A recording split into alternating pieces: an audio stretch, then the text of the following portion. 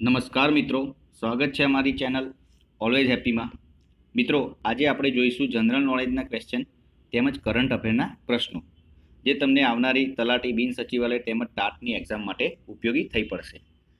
મિત્રો, જો તમે અમારી ચેનલ ઉપર નવા હોય તો પ્લીઝ રિક્વેસ્ટ છે કે તમને અમારી ચેનલને સબસ્ક્રાઇબ કરી દો અને બેલ આઇકનને પણ દબાવી દો, જેથી આવનારા હરેક વિડીયોની નોટિફિકેશન સૌપ્રથમ આપને મળી રહે. તો ચલો મિત્રો, હવે ટાઈમ ના બગાડતા શરૂ કરીએ આજના પ્રશ્નો.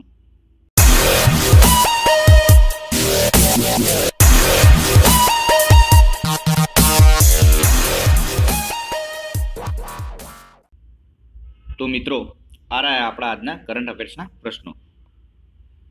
ફર્સ્ટ ક્વેશ્ચન કે સુરતના હજીરા ખાતે વડાપ્રધાન નરેન્દ્ર મોદીએ કઈ સ્વદેશી હોવિત્ઝર ટેન્કને દેશને સમર્પિત કરી?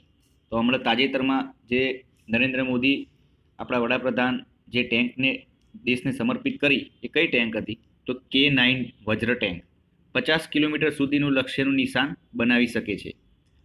ઓપરેશનલ રેન્જ 480 કિલોમીટરની છે. 15 સેકન્ડમાં 47 કિલોના 3 ગોળા ફેંકી શકે છે. નવી રાજધાની એક્સપ્રેસ ટ્રેન કયા બે શહેરો વચ્ચે શરૂ થઈ? તો દિલ્હી અને મુંબઈ વચ્ચે. અમેરિકામાં શીખ એરપોર્ટ પર સુરક્ષા તપાસ દરમિયાન પાઘડી પહેરી રાખી શકાશે. અમેરિકામાં શીખ એરપોર્ટ પર સુરક્ષા તપાસ દરમિયાન પાઘડી પહેરી રાખી શકાશે. આવું પરિવર્તન લાવનારા ભારતીય અમેરિકી ગુરિન્દર સિંહ ખાલસાને કયો એવોર્ડ અપાયો? તો રોઝા પાર્ક ટ્રેબલેઝર એવોર્ડ આપવામાં આવ્યો. જાણીતા હાસ્ય લેખક અને નાટ્યકાર સ્વયં તારક મહેતાના પત્ની જેમનું હાલમાં અવસાન થયું, ઇન્દુ તારક મહેતા, જેમનું નામ હતું ઇન્દુ તારક મહેતા. 1500 કરોડના ખર્ચે ગ્રીનફિલ્ડ એરપોર્ટ ક્યાં બનાવાશે? તો ધોલેરામાં બનાવવામાં આવશે. ભારતીય હવાઈ દળ હિન્દુસ્તાન એરોનોટિકલ લિમિટેડ પાસેથી કયા વિમાન ખરીદશે? તો 8 સુખોઈ અને 30 MKI ફાઇટર વિમાન ખરીદશે. કયા દેશની એરલાઇને પર્યટન વધારવા DNA ડિસ્કાઉન્ટ ઓફર શરૂ કરી? મેક્સિકોએ, જે જેટલા મેક્સિકન તેટલા ટકા છૂટ. વાઇબ્રન્ટ ગુજરાત અંતર્ગત 500 મેગાવોટનો સોલાર પાવર પ્લાન્ટ કયા જિલ્લામાં નાખવામાં આવશે? તો સુરેન્દ્રનગર જિલ્લાના ઓડુ ગામે 500 મેગાવોટનો સોલાર પાવર પ્લાન્ટ નાખવામાં આવશે. UTIS અને ઓડિન પાવર લિમિટેડ નામની કંપનીએ MOU કર્યા. રાઇફલ શૂટિંગ ક્ષેત્રે વધુ ખેલાડીઓ તૈયાર કરી શકાય તે માટે રાઇફલ દ્રોણાચાર્ય એકેડમી ક્યાં સ્થપાશે? તો ગુજરાત યુનિવર્સિટીમાં આ એકેડમીની સ્થાપના કરવાની છે. રણજી ટ્રોફીના અત્યાર સુધીના ઇતિહાસમાં કઈ ટીમે હાઈએસ્ટ રન ચેઝ સાથે વિજય મેળવ્યો? તો સૌરાષ્ટ્રની ટીમે, જેને 372 રન પાર પાડીને ઉત્તર પ્રદેશને હરાવ્યું હતું. કઈ ટ્રોફીમાં? રણજી ટ્રોફીમાં ઉત્તર પ્રદેશને હરાવ્યું સૌરાષ્ટ્રની ટીમે 372 રન પાર પાડીને. વડાપ્રધાન નરેન્દ્ર મોદીએ 18 એકર જમીનમાં 150 સીટની ગવર્મેન્ટ મેડિકલ કોલેજનો શિલાન્યાસ ક્યાં કર્યો? તો દાદરા નગર હવેલીના સાયલી ખાતે આનો શિલાન્યાસ કરવામાં આવ્યો. હાલમાં નેશનલ મ્યુઝિયમ ઓફ ઇન્ડિયન સિનેમાનું ઉદ્ઘાટન ક્યાં કરાયું? તો 4 ઓપ્શન છે, તો જવાબ છે મુંબઈમાં કરાયું.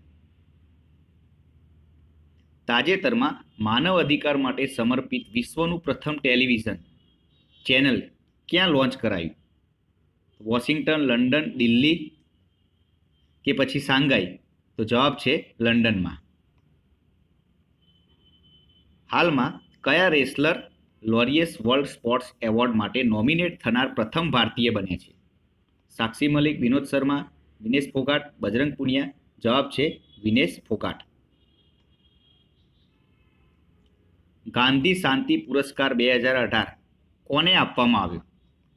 તો આ ગાંધી શાંતિ પુરસ્કાર 2018 કોને આપવામાં આવ્યો? તો જવાબ છે યુહી સાસાકાવાને આ એવોર્ડ આપવામાં આવ્યો. ભારતમાં કયા પ્રતિષ્ઠિત ઉદ્યોગપતિનો સમાવેશ અમેરિકન સામયિક ફોરેન પોલિસી દ્વારા ગ્લોબલ થિંકર્સ 2019 માટે કરાયો છે? તો અજીત પ્રેમજીને નો કરાવવામાં આવ્યો છે. ને અજીત પ્રેમજીને? જવાબ છે મુકેશ અંબાણી. સોરી, ભૂલ થઈ ગઈ, મુકેશ અંબાણીને કરવામાં આવ્યો. હાલમાં કેટલામાં વાઇબ્રન્ટ ગુજરાત સમિટ સંસ્કરણનું ઉદ્ઘાટન કરાયું? 7, 8, 10 કે 9? તો 9માં.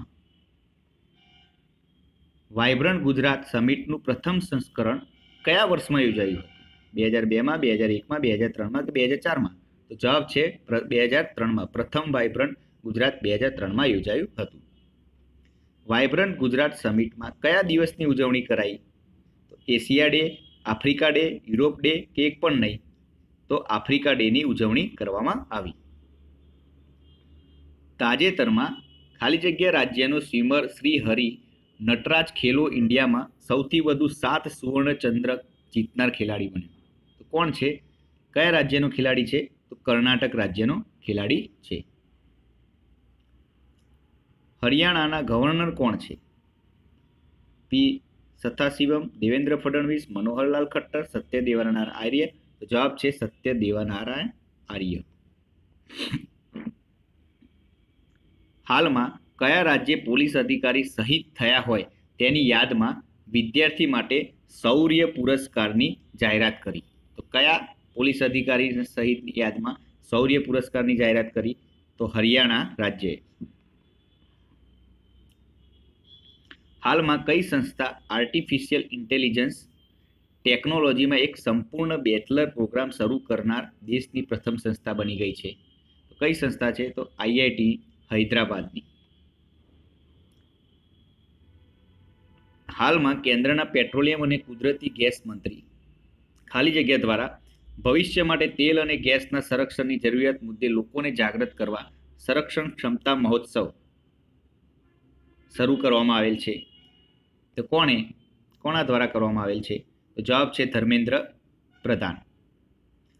હાલમાં ઇન્ડિયા રબર એક્સપો 2019 ક્યાં યોજાઈ ગયું?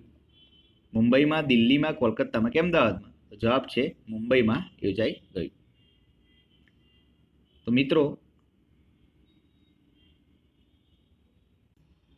તો મિત્રો હવે આપણે જોઈશું જનરલ નોલેજના ક્વેશ્ચન.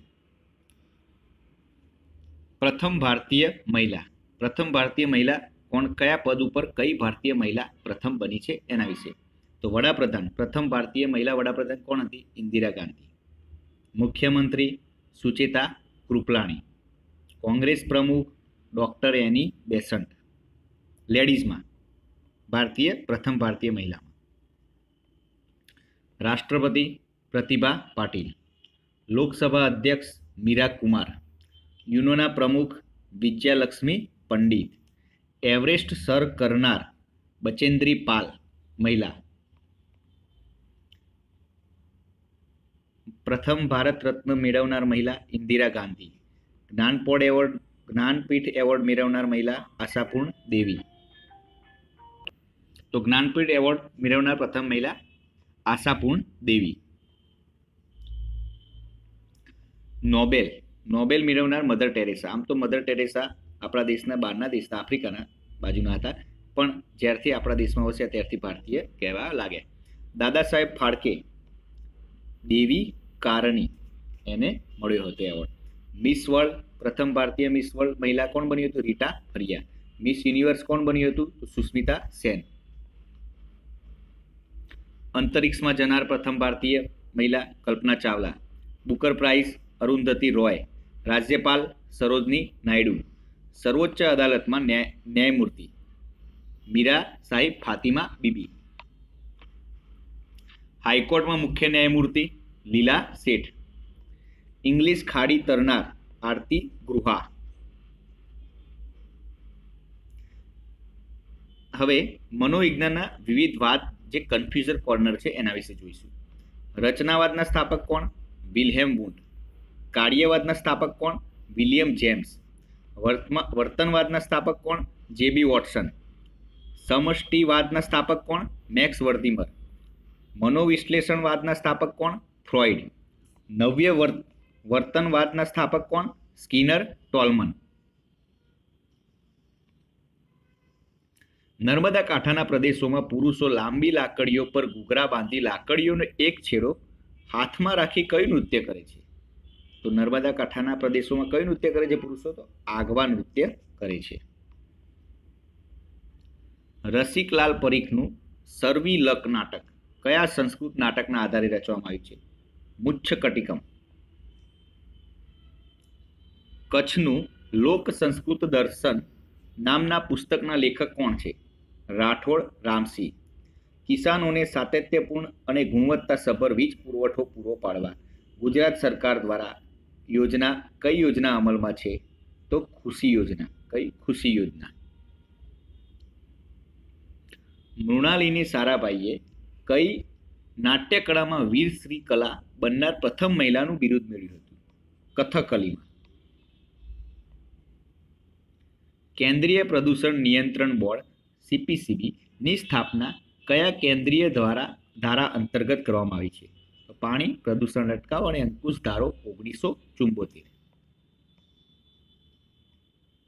એક સમયે મહાત્મા ગાંધી સાથે તેના સહયોગી રહી ગયેલા જેણે અલગ થઈને એક આમૂલ પરિવર્તનવાદી આત્મસન્માન આંદોલન ચલાવ્યું હતું તે કોણ છે? રામાસ્વામી નાયકર. કૃષિ ક્ષેત્રમાં વિવિધ પાકોની ફસલ માટે ન્યૂનતમ સમર્થન મૂલ્યની ભલામણ કોના દ્વારા કરવામાં આવે છે? તો કૃષિ ખર્ચ અને કિંમત આયોગ દ્વારા કરવામાં આવે છે. સ્વદેશી ટેકનોલોજીથી નિર્મિત ભારતનું પરમાણુ રિએક્ટર ખાલી જગ્યા છે? કલ્પકમ.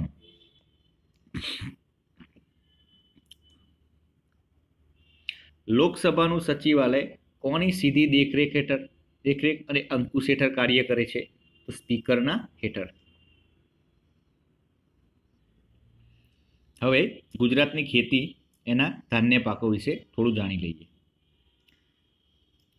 બાજરી ક્યાં થાય છે? બનાસકાંઠામાં સૌથી. ઘઉં અમદાવાદમાં. ડાંગર ખેડામાં. જુવાર ભાવનગરમાં. જુવારના વાવેતરમાં ભાવનગર આગળ છે અને ઉત્પાદનમાં સુરત. મકાઈ દાહોદ જિલ્લામાં સૌથી વધુ પાકે. રોકડિયા પાકો વિશે જોઈ લઈએ. કપાસ સુરેન્દ્રનગરમાં સૌથી વધુ વાવેતર, ઉત્પાદન વડોદરામાં. મગફળી જુનાગઢમાં. તમાકુ ખેડામાં. જીરું બનાસકાંઠામાં. તો વરિયાળી સાબરકાંઠામાં. ઈસબગુલ મહેસાણામાં. તો શેરડી સુરત જિલ્લામાં સૌથી વધુ પાકે છે. બાગાયતી બટાકા ડીસામાં. મિત્રો આ ફક્ત ગુજરાતના પાકો વિશે વાત છે. ડુંગળી ભાવનગર જિલ્લામાં સૌથી વધુ પાકે. ફળફળાદી કેરી વલસાડ હાફૂસમાં. જુનાગઢમાં કેસર ચીકુ વલસાડમાં. જામફળ અમદાવાદમાં. દાડમ ભાવનગરમાં. પપૈયું ખેડામાં. કેળા ખેડામાં. ખારેક કચ્છ જિલ્લામાં વધુ પાકે. ગુજરાત દેશમાં ફળફળાદીમાં 12મા ક્રમે છે. તો ફળફળાદીમાં ગુજરાત દેશ કયા ક્રમે છે? 12મા ક્રમે.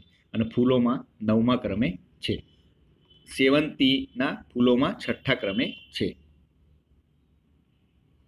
તો મિત્રો આ હતા આપણા આજના પ્રશ્નો.